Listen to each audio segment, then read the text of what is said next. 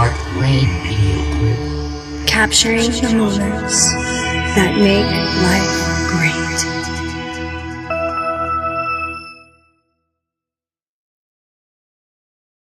Ladies all around the world, listen up. We're looking for you. The time has come to be unstoppable together.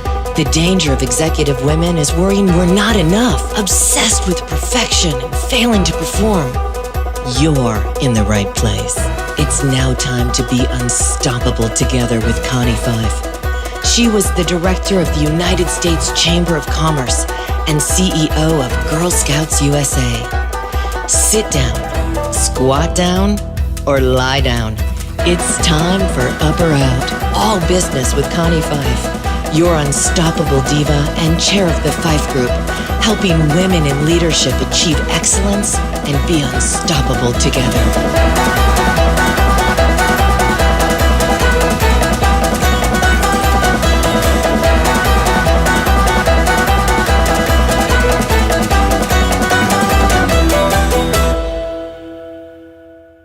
Well, hello, and this is Connie Fife, your unstoppable diva, and welcome to Up or Out with Connie. Do you have a desire to move up and be heard in the boardroom, or are you ready to maybe become an entrepreneur?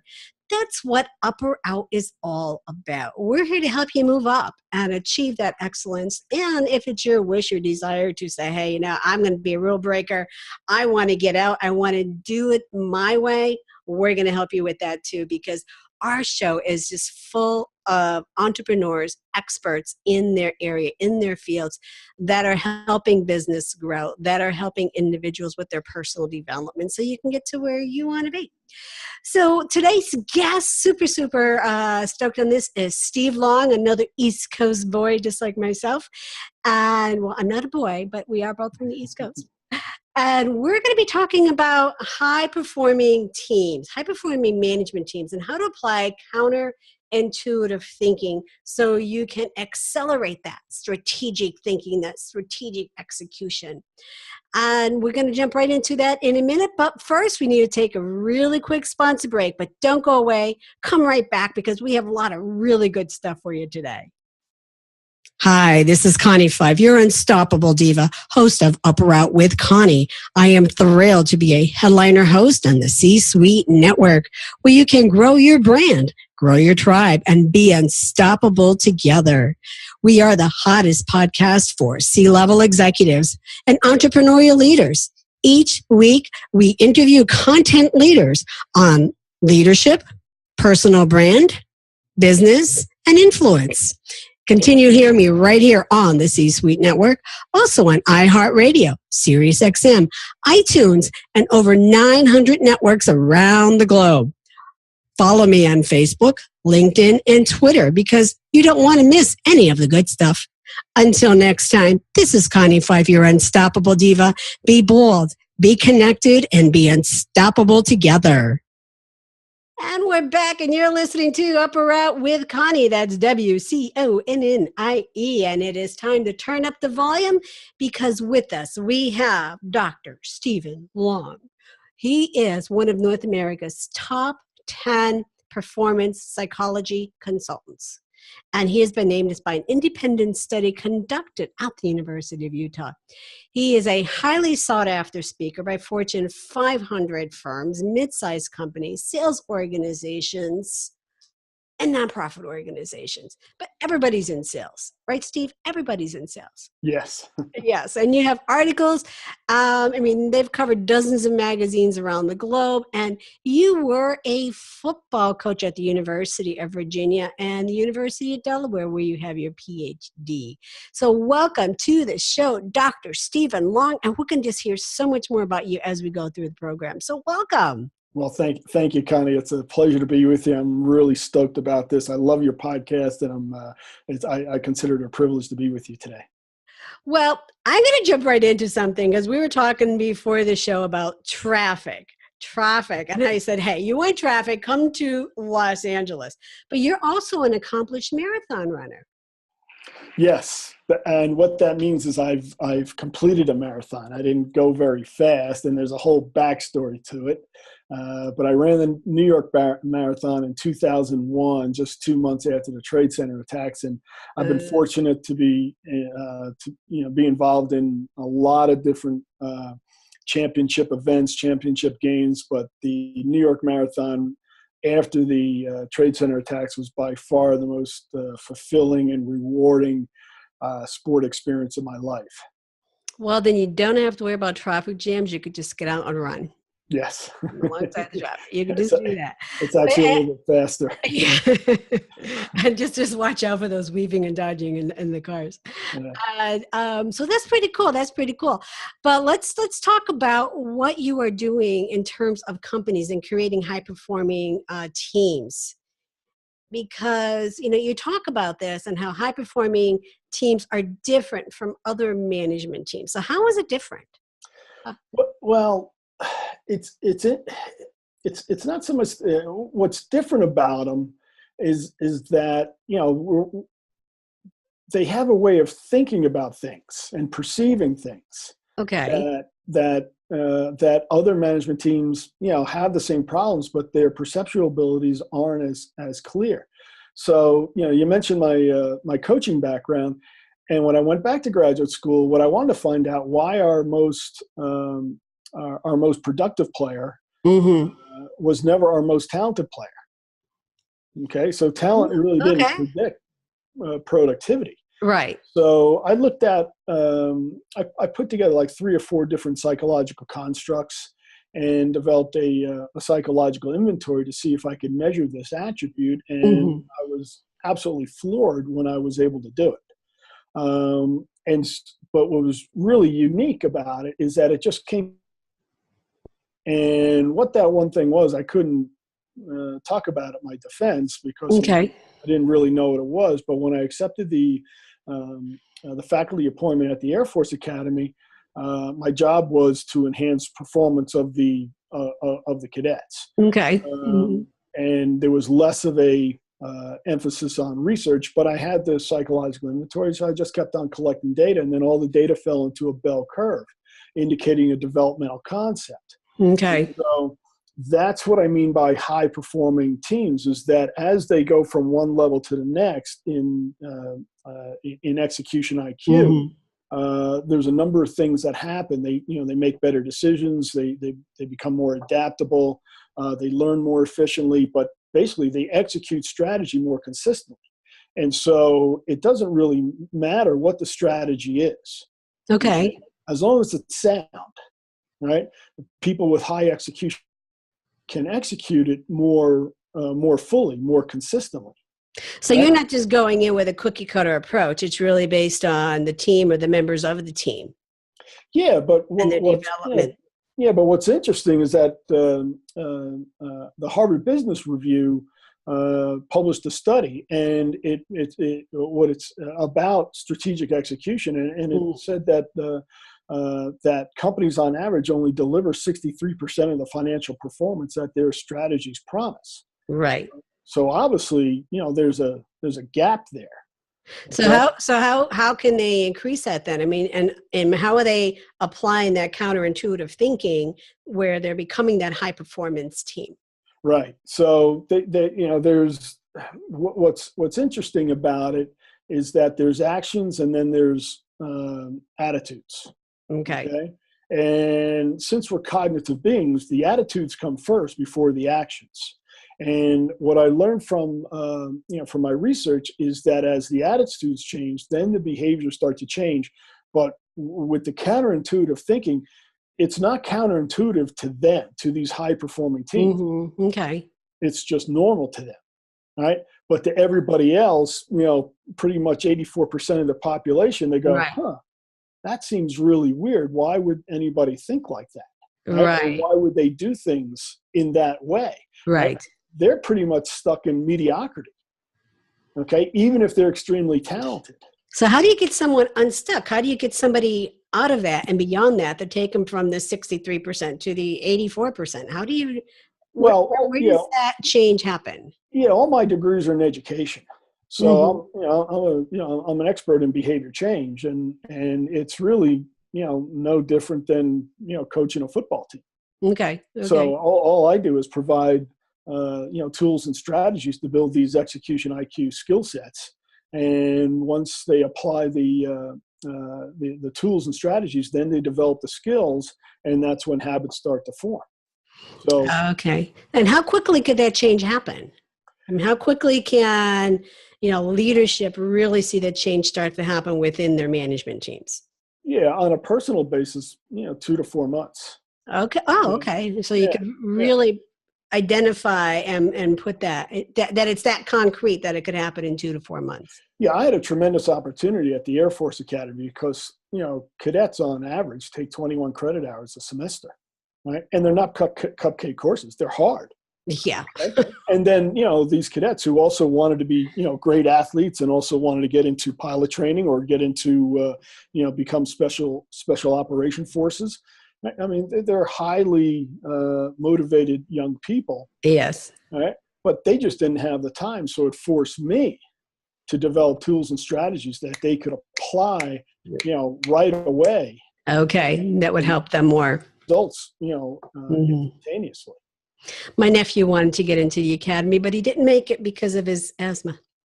Oh, okay. Because of, yeah. Yeah, he was bummed. He was really bummed. But yeah, I mean, you may have met him there. So you have been, in addition to fly fishing, a marathon runner. I mean, you were also a specialist in the U.S. Air Force Academy, and your programs were developing the high performance and the characters of the cadets. Now that program, so you're no longer there. So does that program continue with the academy or within an organization once you leave? How can they continue that so the team continues to behave this way? Because patterns, and Mhm. people fall into a pattern, and immediately, when somebody stops and leaves and walks away, they could fall back into that old pattern again. So how do they keep that going? How do they keep it relevant? Well, I don't know if the Air Force Academy did, because Mm, after I left, they didn't replace my position, but okay. the athletic director was under some, financial pressure at the time because he Hmm. didn't really balance the books very well. So he needed to turn my job into a coaching job that already existed. He basically just took my money and paid somebody else. Uh, Okay. so, um, but in terms of management teams, Right. it's not so much that they require booster sessions or things like that. Hmm.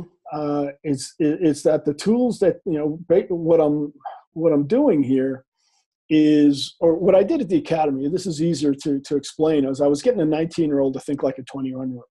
I was getting a Okay. 21-year-old to think like a 25-year-old. Right? Now that doesn't really correspond into the adult population in corporate America.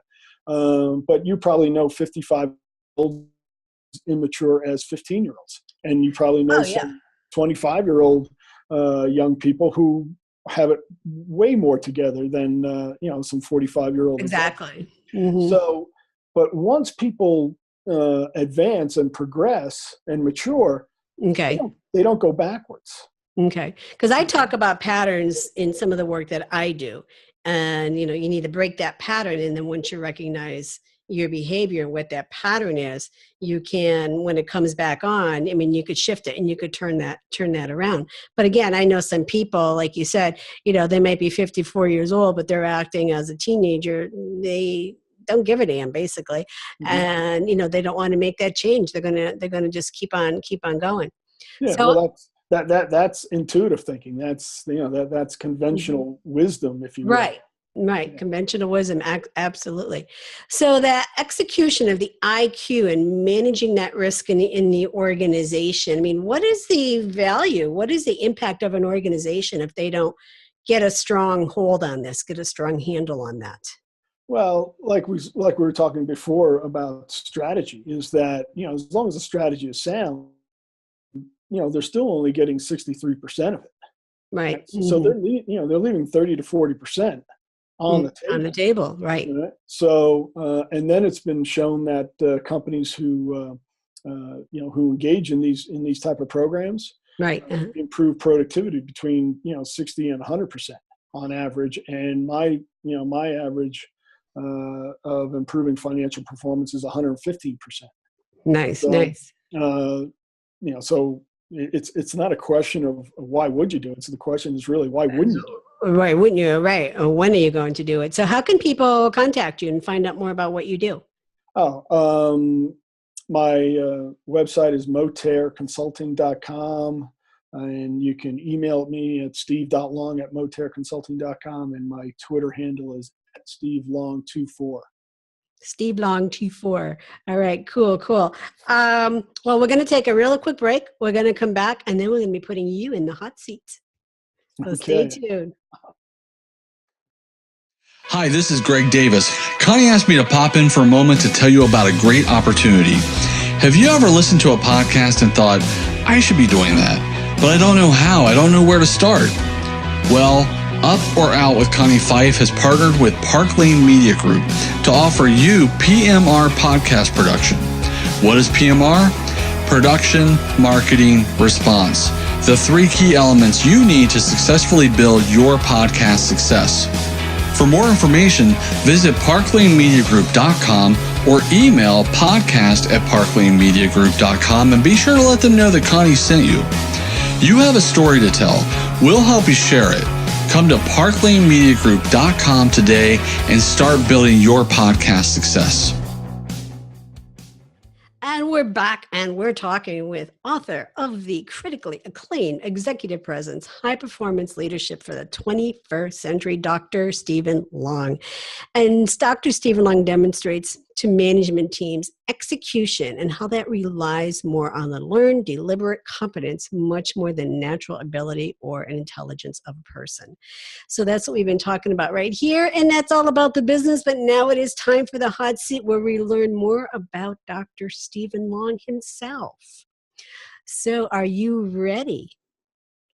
Yes, I am. All right.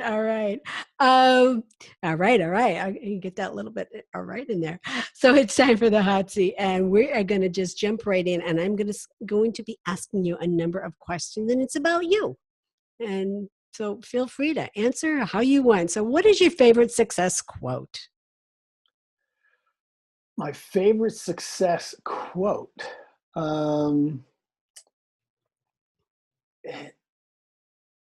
It comes from Abraham Maslow. It's a really long quote, so I can't repeat it verbatim. But basically, it comes down to a musician must be a musician, an artist must be an artist, a baker must be a baker. Is that whoever we are meant to be, we must be. We have to live our God-given talents. Exactly. Yes. Exactly. Cool. So did you know what you wanted to do right from the very start? I knew I wanted to coach, like since I was 9 years old. And, and as I, grew older, I was in college, I coached there and everywhere. And this was actually just a natural extension of coaching. So I don't really consider myself doing anything different. I'm not teaching game plans or how to tackle or how to block anymore, but I'm still using the same educational tools to affect change. Well, in a sense, you are showing how to tackle, but in a different way. Yeah. We don't have to worry about concussions anymore. That's right, in a different way. Hands-free tackle. So we all start somewhere. We all have mistakes. We all have successes. So what would be one of your greatest mistakes, and what did you learn from that created the greatest success? Oh, my biggest mistake? Boy, that goes into the short-term file memory. I'm going to have to retrieve that somehow. Probably in college. I was so hell-bent on becoming a football coach, I was a physical education major. And it's basically, it's a health science major. Right. Mm-hmm. And I'm awful with health sciences, always have been. And I just struggled through the anatomy and physiology classes, the biology classes. I mean, you're like, I should have been a psych major with an econ undergrad. or econ minor. Right. So when I went to Virginia, I discovered sports psychology. Okay. And so I was able to, spend most of my time above the neck. So it sounds like that was a better fit for you then. Yeah, it was a much better fit. I mean, it was, again, it was like, it goes back to the Maslow quote. Yeah, a coach needs to be a coach, but really, what I needed to do was just, not focus so much on the physiological side, but on the psychological side. Right. And that's what you did. So it sounds like that was an aha moment for you, which leads to the next question, which is, what was your aha moment in business? Well, it goes back to the academy, is that, the athletes were having great success with my program. And then I started getting calls from recent graduates who were going up the line of pilot certification, and fighter pilot, the F-16 was the highest you could get. And so they were calling me for that. And then cadets who weren't pilot qualified but didn't want to sit behind the desk. Right. They wanted to go into the commandos, which is the Air Force equivalent of the Navy SEALs. And I was like, okay, let's do it there. Right. And, we were successful with that. But really what got my attention is that this happened at Kansas also, when I was, is that the cadets started using it for their academics, and they improved their GPA by a full letter grade. And that's when I had to wait, what? So, because it's not physical, it's, right. It's intellectual. And I was like, okay, so there's I could start to see the broad application of this. Right. So I started working with some business people from Denver, and started seeing their performance improve. And I was like, okay, this is, it's grounded in research, but it's universally applied. Right. So, there was a natural progression to it. But I was in the beginning, when I was at the academy, I was really shocked that the cadets were having success with these. So much success. Yeah. From all different parts of their life. And that was huge. It was a huge aha moment. Like you said, that progression, it went from the athletic field to, like you said, the physiology, and to the psychology of it. And so that was definitely huge. There was actually a female cadet, and now that I'm thinking about this, that really it almost scared me. No, it didn't almost. It scared me. It did scare you. Yeah, she was a swimmer, and she was taking a class of mine, that was called Principles of High Performance. Right. And the cadets were graded on their performance of what they were doing. Right. And so the swim season ends in March. Okay. And so she had another 2 months of time left. And she said, so she came in, to speak with me. She says, Doc, I'm looking to apply this to something else. I said, well, great, go ahead. Right. I said, what are your thoughts? She says, well, I want to get engaged. I said, I was like, what do you mean? She said, yeah, I've been seeing this guy for 4 years. We've been here at the academy, and I think it's time. And, can it be used? I was like, well, I'm not sure how it can be used, because I certainly didn't use it that way, right? That way. But if you can see a path forward, I think you should go ahead and see what happens. So May comes, and it's one of the study days before finals, and I'm out for a jog, and I literally run into her. She's jogging also. I said, tell me what happened. She goes, well, he proposed. I was like, are you kidding me? She says, yeah, we're going to get married next year. We're going to do it at the chapel. I was like, well, congratulations. You could have another business, a dating service. I was like, man, that was beyond any type of expectation I could ever imagine. That's funny. Hey, Gladys, you want to try that one? Holy mackerel. Oh, that is funny. That's funny. So what parting words do you have? Someone coming up, trying to figure out path, what road they should take. What advice do you have for them? Well, self-awareness is really the key, and it's tough to quantify, but in my mind, it's basically 50% of the issue. Okay. Is that once people become aware of what their thought patterns are actually preventing them from reaching their potential, Right. then they're on their way. Okay. The other thing is excellence is available to everybody. It's not determined to a select few. Right. But overall, it really just comes down to you wanting to do it. If you're happy with what you're doing and satisfied, then you're going to stay right where you are. I want to thank you for being here. I mean, author, speaker, just a master extraordinaire of high performance, Dr. Stephen Long. Thank you for being here today. My pleasure, Connie. Thank you so much for having me. You're welcome. And our time goes by so quickly, and I want to thank you all for being part of our community. Keep sending in your success stories and any questions that you may have to ask Connie at upperout.com, and we will be sure to share your stories with others as well. Be sure to subscribe with us on iTunes, Stitcher, LinkedIn, and Twitter, because you don't want to miss any of the good stuff. It's been great being here with you today. And ask yourself, if you could do something different to get a different result, what would that be? This is Connie Fife, and until next time, I want you to be bold, be connected, and be unstoppable together.